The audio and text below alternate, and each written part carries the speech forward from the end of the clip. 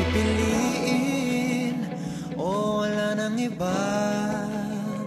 Ikaw ang panalangin na makasama hanggang sa pagtanda. At lagi kong uulitin, ipapalala sa'yo, ikaw ang